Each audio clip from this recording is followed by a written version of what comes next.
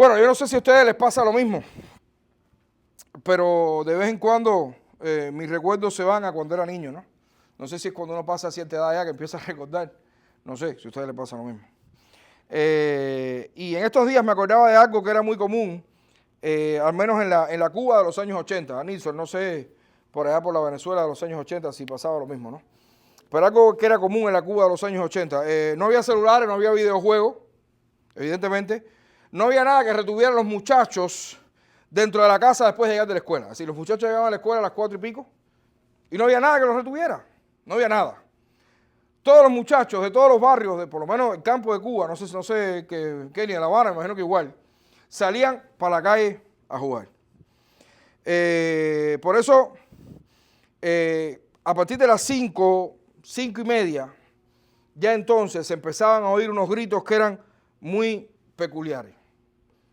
Ya, desde las casas se empezaban a oír unos gritos que eran muy peculiares. Alfredito, Robertico, Yamica, arriba, bañarse. No sé si ustedes se acuerdan de eso. Tal vez ustedes no vivieron esa época. Tal vez ustedes no vivieron, mira Aida cómo se ríe. Tal vez ustedes no vivieron esa época, pero yo sí. Porque yo estaba en la calle igual, y eso que no fuimos callejeros, pero igual un niño. Y entonces, a cada rato, mi mamá, menos mal que no está aquí ahora, no recuerdo si me gritaba mucho, era mi abuela, quién, pero sí recuerdo, quizás no me gritaban porque yo iba disciplinadamente, yo siempre fui un niño muy disciplinado, aunque ustedes crean que no, pero siempre fui un niño muy disciplinado, pero habían otros que sí había que gritarle 3 o 4 veces y todas estas cosas. Esos gritos eran interceptados entonces por otros gritos que decían, déjame un ratico más. ¿Sabes? Esa era la historia y ahí comenzaba entonces el dilema. Yo te llamo, pero tú no quieres venir a bañarte. Y comenzaba entonces ese interesante diálogo, casi idéntico en todos los barrios, y terminaba con una frase célebre. Ese diálogo, ven a bañarte, no, después terminaba con una frase célebre. Yo no sé si ustedes se acuerdan de eso, no sé si en Venezuela ha pasado lo mismo, Niso. Me refiero así, pero esta frase no sé si se decía. Si no te bañas, no hay muñequito. Yo no sé si ustedes se acuerdan de eso. Si no te bañas, no hay muñequito. Tal vez hay muchos que son más jóvenes que yo y quizás no se acuerdan de eso. Mira, aquí está Sheila como diciendo, yo no tengo idea de lo que estás hablando, pero... Sheila, el problema es que en Cuba, en mi época, los dibujos animados, los muñequitos, empezaban a las 6 de la tarde hasta las 6:30. Si no es como ahora, que un niño quiere ver muñequitos, abre YouTube y que escoge el que quiera. Desde Botucinco hasta Mickey Mouse, el que quiera. No. En aquella época era el que te pusiera por la televisión de 6 a 6:30. Bueno, ruso del que fuera, se acabó. Hasta el otro día. Entonces un niño ávido de ver animado, de ver muñequitos, estabas loco porque si te decían, si no te bañas ni un muñequito, ¿qué tenías que hacer? Suelta la pelota en bate y dale, porque tú querías ver los muñequitos, porque si no, hasta el otro día no había muñequitos. Una muy seria advertencia para los que éramos niños de aquella época, por lo que les decía. Solo había media hora de dibujo animado.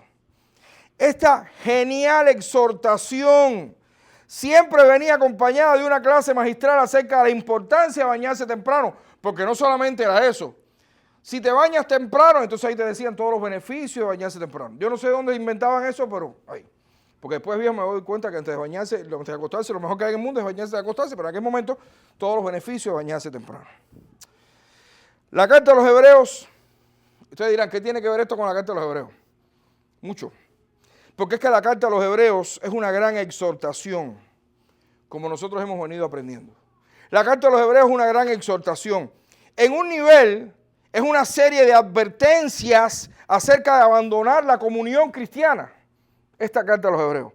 Pero por otro lado es un claro grupo de palabras de ánimo para resistir en la fe, sin importar las luchas y las dificultades que nosotros podamos tener. El escritor quiere que nosotros perseveremos. El escritor a los Hebreos quiere que tú y yo perseveremos, que pongamos nuestra vista en Cristo, porque Él es el único sumo sacerdote del nuevo pacto.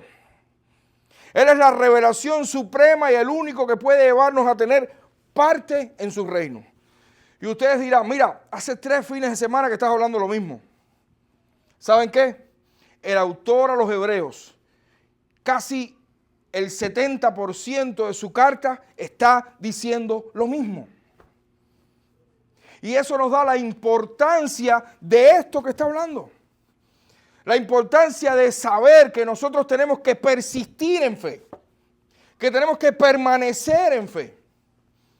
Pase lo que pase, sea lo que sea, estemos pasando carretas y carretones por las luchas que estemos pasando, es sumamente importante que perseveremos en fe.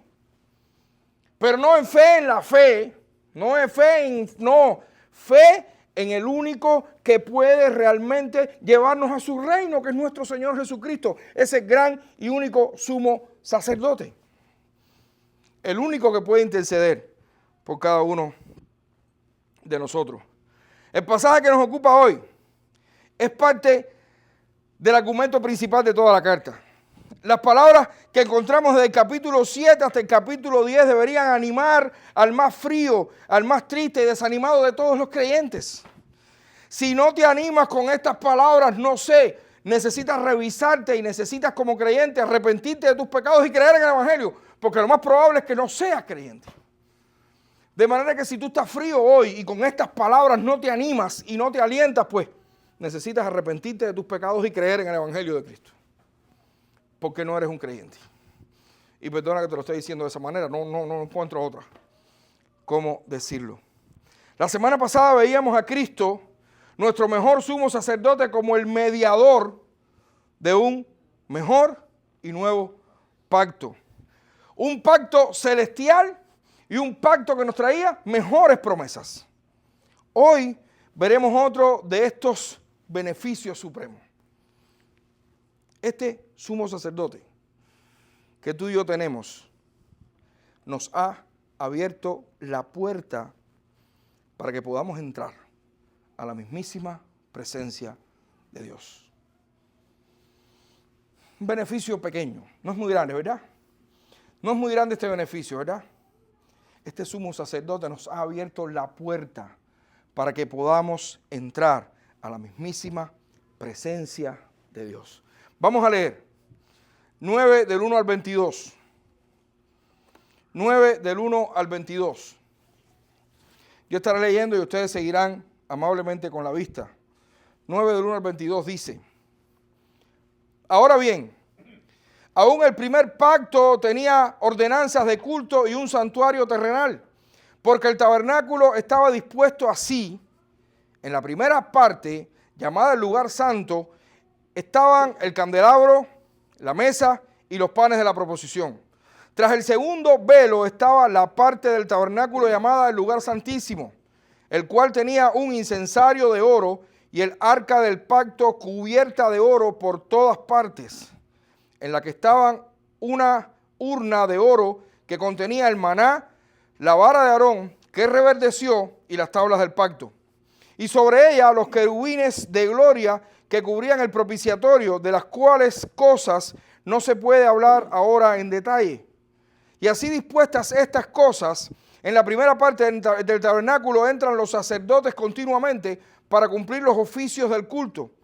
Pero en la segunda parte, solo el sumo sacerdote una vez al año, no sin sangre, la cual ofrece por sí mismo y por los pecados de ignorancia del pueblo, dando el Espíritu Santo a entender con esto que aún no se había manifestado el camino al lugar santísimo, entre tanto que la primera parte del tabernáculo estuviese en pie, lo cual es símbolo para el tiempo presente, según el cual se presentan ofrendas y sacrificios que no pueden hacer perfecto en cuanto a la conciencia al que practica este culto, ya que consiste solo de comidas y bebidas, de diversas abluciones y ordenanzas acerca de la carne, impuestas hasta el tiempo de reformar las cosas.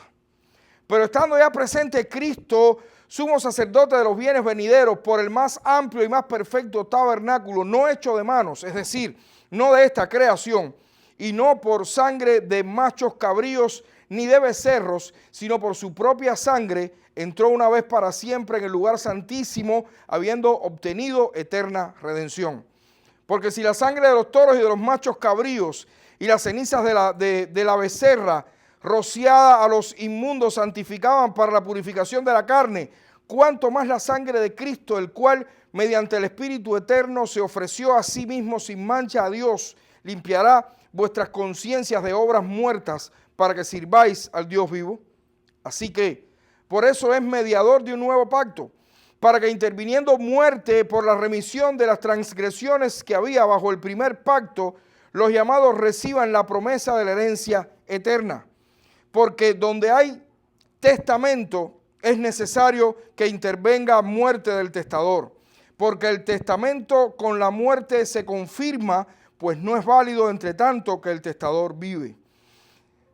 De donde ni aun el primer pacto fue instituido sin sangre, porque habiendo anunciado Moisés todos los mandamientos de la ley y a todo el pueblo, tomó la sangre de los becerros y de los machos cabríos con agua, lana escarlata e hisopo, y roció el mismo libro y también a todo el pueblo, diciendo: esta es la sangre del pacto que Dios os ha mandado.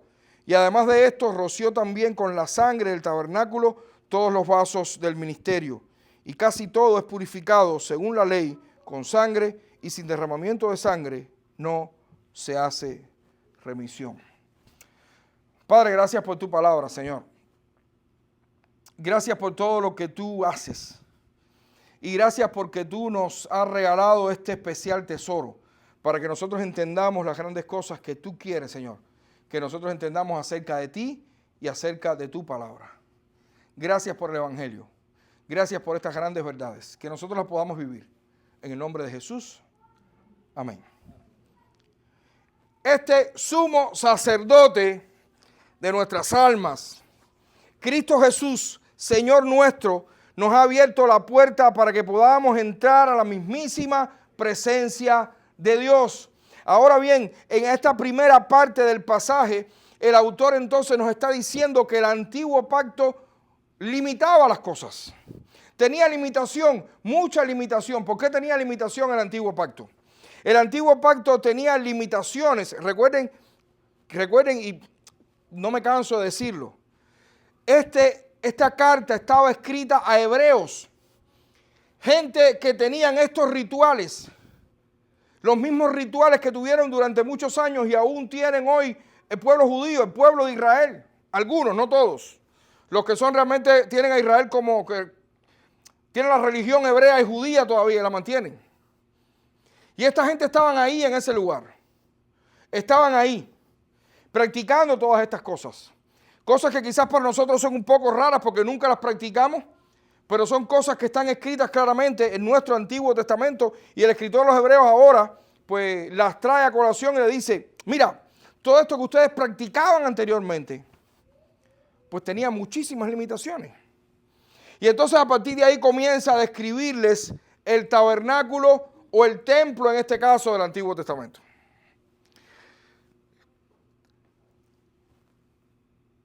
Visualicen esto.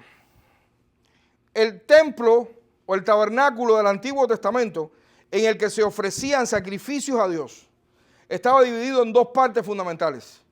Una parte más grande, llamada el lugar santo, y una parte más pequeña, llamada el lugar santísimo. Y esas dos partes estaban divididas por una tela, por una cortina grande. En la parte de afuera, donde habían unas mesas con 12 panes, y habían otras cosas, pues todos los días, había un incensario también, en fin, un altar.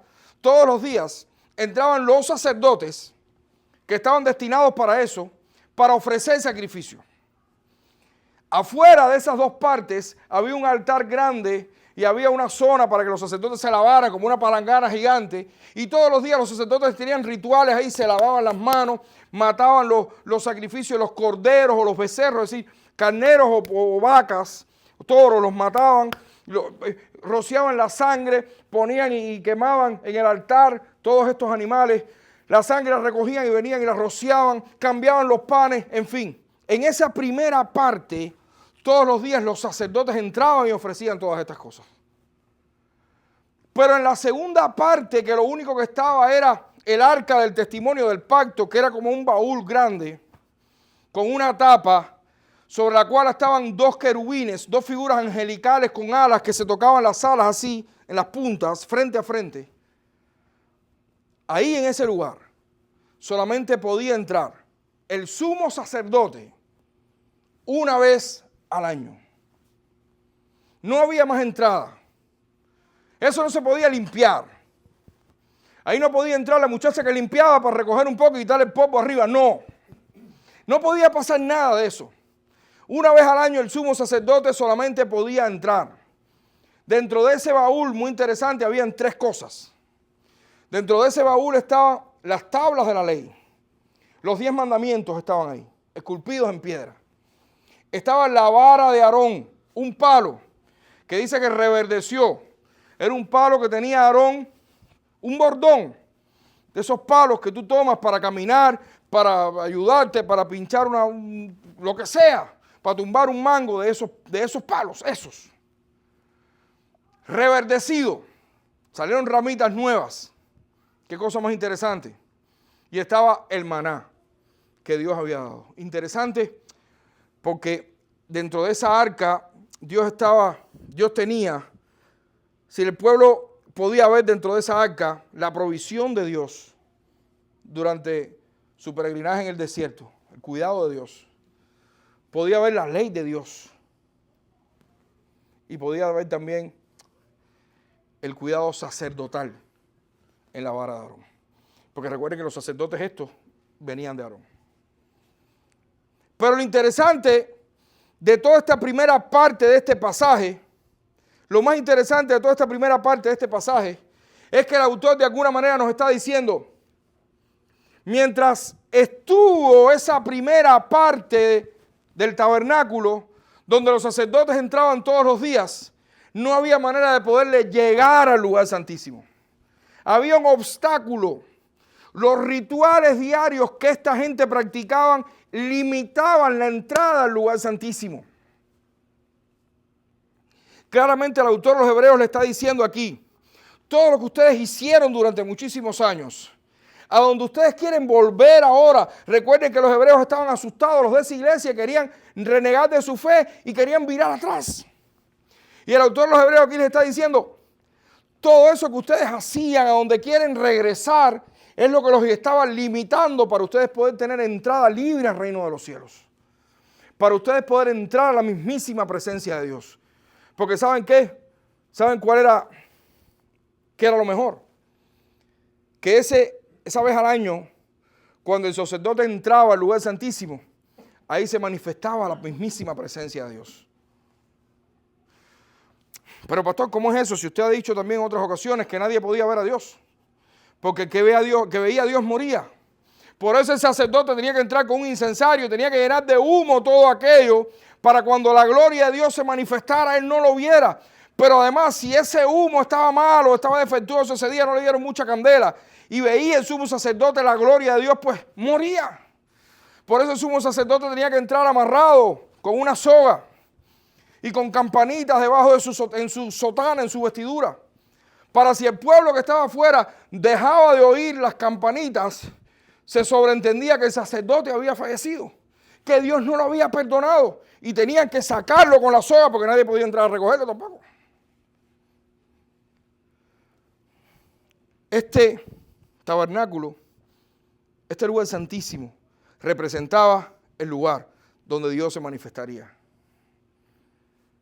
Y lo que impedía que no solamente un sumo sacerdote una vez al año, sino que todo el pueblo pudiera entrar a la presencia de Dios, era esa primera parte.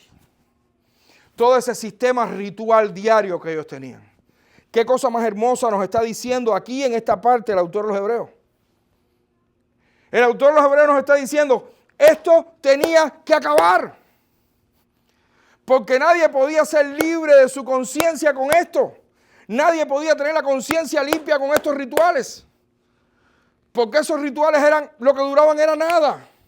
Había que volverlos a hacer. Y no fue hasta que Cristo fue a la cruz y se ofreció una sola vez y para siempre, entonces, que estos rituales ya no hicieron falta más. Entonces, si nosotros tenemos aquel que entró, aquel que no solamente es nuestro sacerdote, sino que también es la ofrenda porque se ofreció a sí mismo, de una vez y para siempre, ¿para qué necesitamos entonces lo anterior? ¿Para qué necesitamos todos estos ritos? ¿Para qué? Hermanos, Cristo fue el que hizo eficiente todas las cosas con su muerte y resurrección. Cristo fue quien quitó esa primera parte. Cristo quitó todos estos ritos y quitándolos tumbó esa cortina intermedia. Ya el espacio está listo, está abierto para que nosotros podamos tener entrada libre al reino de los cielos. Cuando Cristo murió en la cruz, pasaron muchísimas cosas. Pero ¿qué fue lo más impresionante que sucedió? Que quizás por muchísimos años usted no tuvo ni idea de qué cosa significaba eso. O tal vez sí. ¿Qué fue lo que pasó cuando Cristo murió en la cruz? El velo del templo de Jerusalén se partió en dos. ¿Saben qué velo era ese? El velo que dividía el lugar santo, esa primera parte de esa segunda parte. El velo se rajó en dos. ¿Por qué se rajó el velo en dos? Porque a partir de ese mismísimo momento, cuando Cristo murió en la cruz, soportando todos y cada uno de nuestros pecados, dio acceso total y libre para que nosotros pudiéramos entrar al reino de los cielos, a la mismísima presencia de Dios. ¿Sabe cómo Pedro nos llama a nosotros? ¿Sabe cómo Pedro nos llama? Al pueblo de Dios. Un pueblo de reyes y sacerdotes. Porque ahora nosotros, no como sumos sacerdotes, porque un sumo sacerdote hay uno solo, que es nuestro Señor Jesucristo, pero nosotros como sacerdotes del Dios Altísimo, ya no nos vamos a quedar en el lugar santo afuera, haciendo unos cuantos ritos que no valen la pena para nada. Ya todos nosotros tenemos la posibilidad de entrar a la mismísima presencia de Dios. ¿Tú te acuerdas dónde tú estabas antes de Cristo?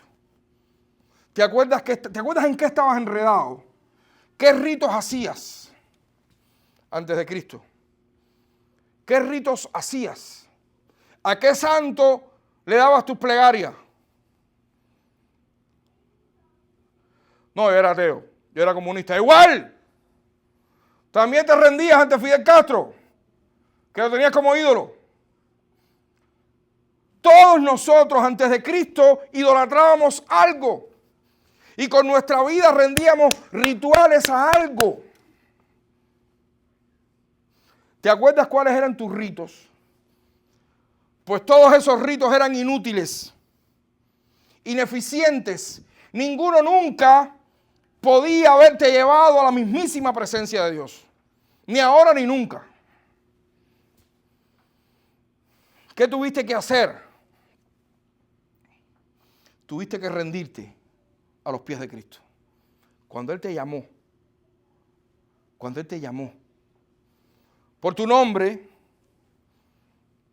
porque Él conocía tu nombre desde antes que tú nacieras, porque Él te había escogido desde antes que tú nacieras, por mucho que pasaste, Él te escogió desde antes que tú nacieras, y cuando te llamó por tu nombre, lo único que tuviste que hacer fue caerte de rodillas y decirle: Señor, aquí estoy, haz conmigo lo que tú quieras hacer. Y te llevó a su presencia. Anteriormente nada de eso pudiste hacer. Con ninguno de tus ritos, con ninguno de mis ritos. Y teníamos muchísimos. ¿A cuántos dioses no le ofrecíamos sacrificios? ¿A cuántos dioses no le brindamos nuestra alma? No se la entregamos. Piensa para que veas. Piensa un poco.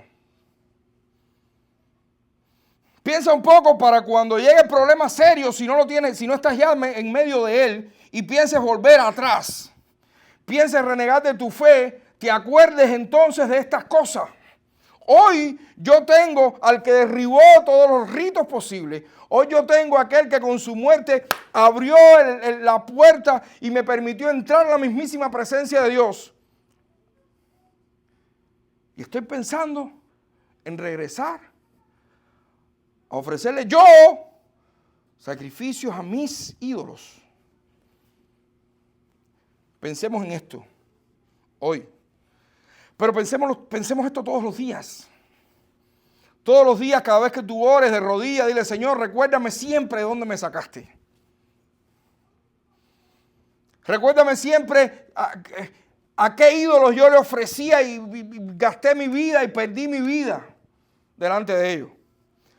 Pero por sobre todas las cosas, recuérdame siempre lo que tú me estás ofreciendo. Lo que me ofreciste un día y lo que me sigues ofreciendo y lo que me ofrecerás por toda la eternidad. Recuérdame estas cosas. Recuérdame que tengo al mejor y mayor y más grande de los sumos sacerdotes. Porque si el antiguo pacto, este antiguo pacto tenía muchísimas limitaciones, el nuevo pacto fue completamente suficiente para hacernos entrar en la presencia de Dios. ¿Y quién fue quien nos trajo el nuevo pacto? Nuestro sumo sacerdote. ¿Y quién es nuestro sumo sacerdote? Jesucristo de Nazaret, nuestro Señor. Mira, pastor, eso es lo mismo que dijiste la semana pasada y lo mismo que dijiste la semana antes pasada. Y creo que es lo mismo que dijiste la otra. Y es lo mismo que voy a decir la semana que viene. Si te aburre escuchar el Evangelio, arrepiéntete de tus pecados y cree en ese mismo Evangelio. Porque no vas a poder entrar a la presencia de Dios.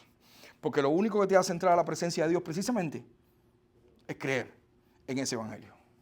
El Evangelio que dice que Jesucristo de Nazaret, nuestro sumo sacerdote, ofreció delante de Dios una ofrenda por nosotros, para que Dios perdonara nuestros pecados. ¿Saben cuál fue la ofrenda que Cristo ofreció? A Él mismo. ¿Saben cuál fue la sangre que nuestro sumo sacerdote roció en el altar de Dios? No fue la sangre de un cordero, ni de un carnero, ni de una vaca. Fue su propia sangre. Y todo eso lo hizo por amor a ti y por amor a mí. Para que nosotros hoy estemos pensando, cuando la cosa se ponga fuerte, ay, voy a virar atrás porque voy a renegar de mi fe, porque el problema es que en el trabajo me dijeron que tenía que decir que no era cristiano, porque si digo que soy cristiano, no me voy a ganar $200,000. Que se vayan los $200,000 por el retrete.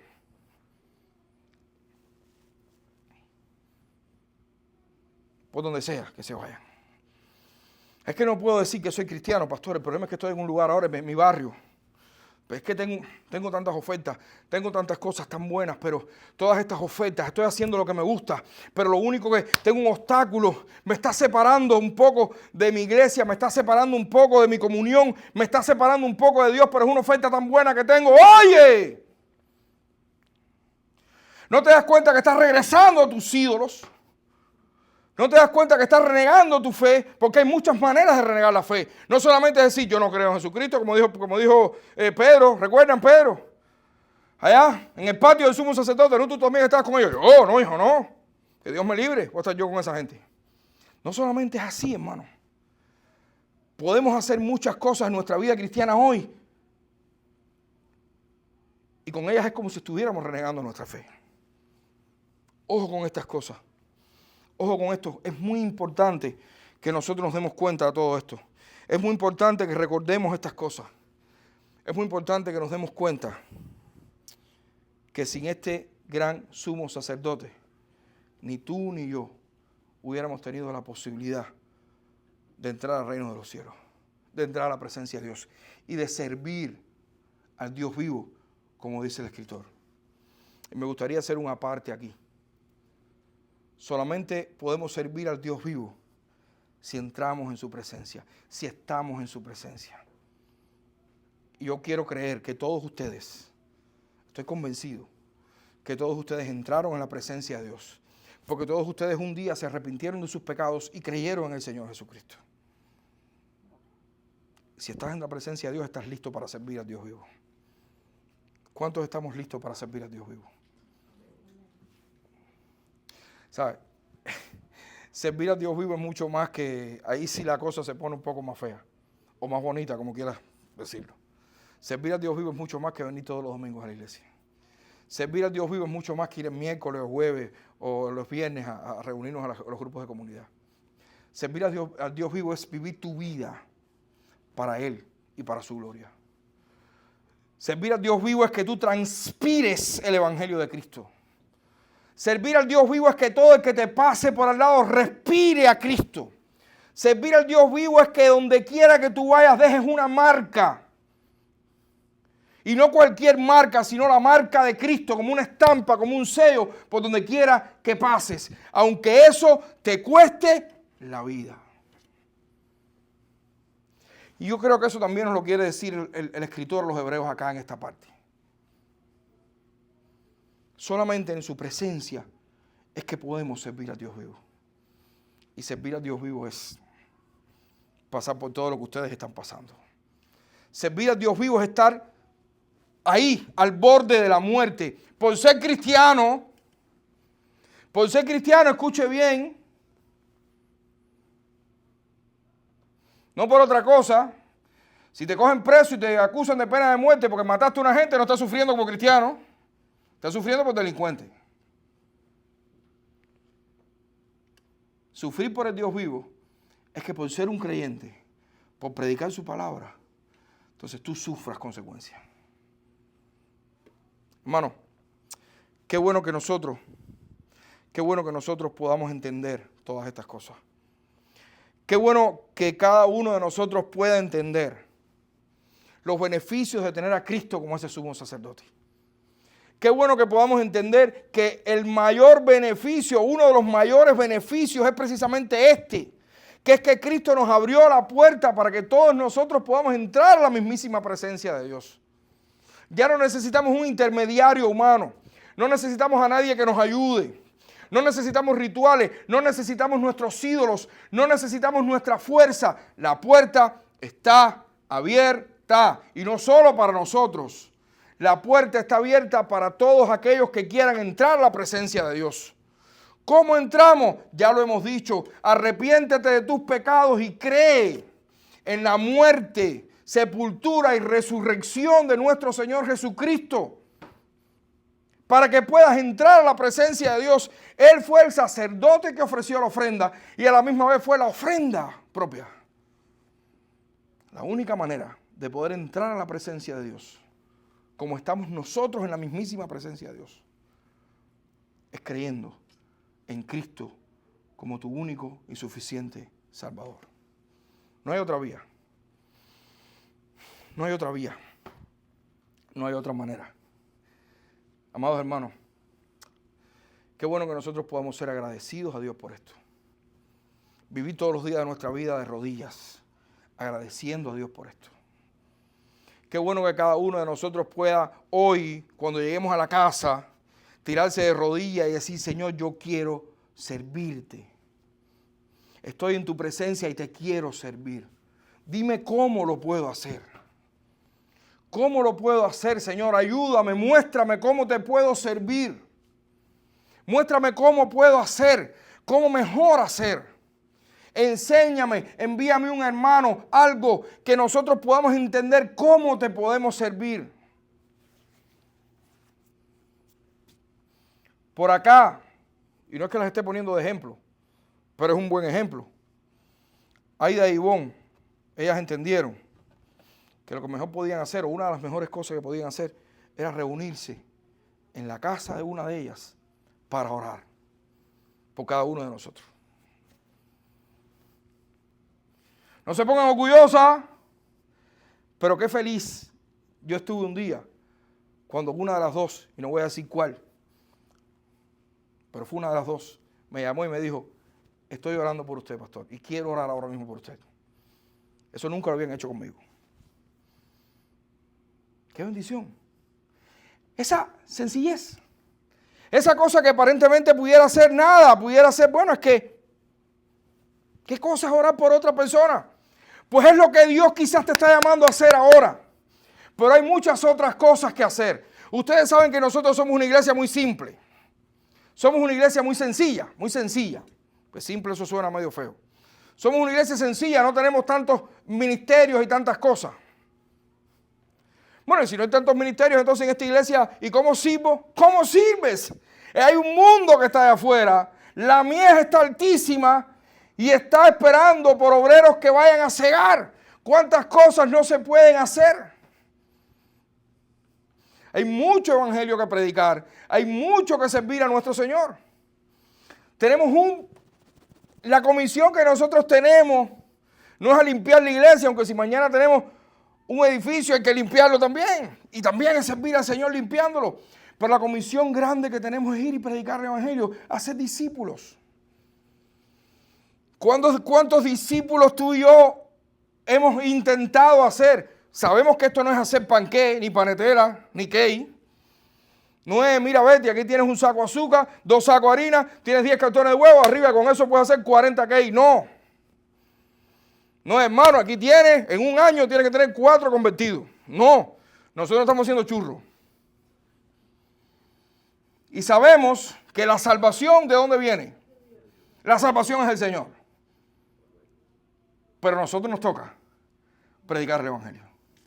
Porque la fe viene, ¿por qué? Por el oír. ¿Y oír qué cosa?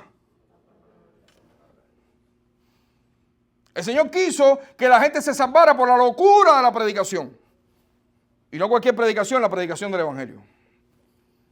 De manera que nosotros tenemos ahí un ministerio latente, constantemente delante de nosotros. Y es predicar el evangelio a aquellos que aún no conocen a Cristo. Sirviendo al Dios vivo, a ese que nos abrió las puertas, a ese que nos permitió entrar a su presencia. A eso nos está llamando el Señor. No a virar atrás. Para atrás, echa cualquiera. Pero el creyente, para nada. El creyente tiene que mirar hacia adelante, poner sus ojos en Cristo, en aquel que se lo dio todo, y no virar atrás a nuestros ídolos. Empezando que el creyente no va a virar atrás nunca a sus ídolos. Pero de todas maneras la advertencia está aquí. Recuerden los muñequitos. La advertencia está. Si no te bañas, no ves los muñequitos. Mentira. Casi siempre los veía. Aunque no te bañara. Porque tu mamá le daba lástima. Porque eran los únicos muñequitos que había. Tenemos un Dios de gracia. Que si somos sus hijos, nunca nos va a soltar. Nunca nos va a desechar. Pero nos está advirtiendo seriamente que quien lo haga, la va a pasar muy mal. ¿A dónde vamos a ir entonces? ¿Atrás? ¿O vamos a seguir adelante a servir a nuestro Dios vivo? Que el Señor nos bendiga, hermano. Vamos a orar. Padre, gracias. Gracias por tu palabra, Señor. Gracias porque es lámpara a nuestros pies y lumbrera a nuestro camino. Señor, que nosotros podamos entender por sobre todas las cosas estas grandes enseñanzas y advertencias, Señor, que tú nos das en esta carta que escribió alguien a los hebreos. Una iglesia que estaba sufriendo la persecución, sufriendo la muerte. Y estaban muy preocupados y algunos estaban pensando regresar atrás. Pero Señor, en esta carta tú nos estás diciendo claramente que donde único tenemos salvación y vida eterna es en ti. ¿A dónde vamos a ir? ¿Qué vamos a hacer? Tú fuiste el único que nos pudiste abrir las puertas para que podamos entrar en tu mismísima presencia. Y en tu presencia estamos. Y en tu presencia queremos estar. Y en tu presencia te queremos servir. Queremos servirte a ti, que eres el Dios vivo, vibrante, el Dios que nos ha salvado. Por eso ayúdanos, Señor, para que nosotros podamos ponernos por entero delante de ti. Que nosotros nos podamos rendir, Señor, delante de ti. Y que nosotros te podamos decir, Señor, aquí estoy. Haz conmigo lo que quieras. Gracias por esto que me has dado. Gracias por esto. Gracias, Señor, y gracias por advertirme. Gracias por decirme todas estas cosas. Gracias, Señor. Y gracias por animarme también para que yo pueda dedicar toda mi vida por entero a ti. Y no pensar en regresar atrás. Ayúdanos en esto, Señor. Bendícenos como iglesia. En el nombre de Jesús. Amén.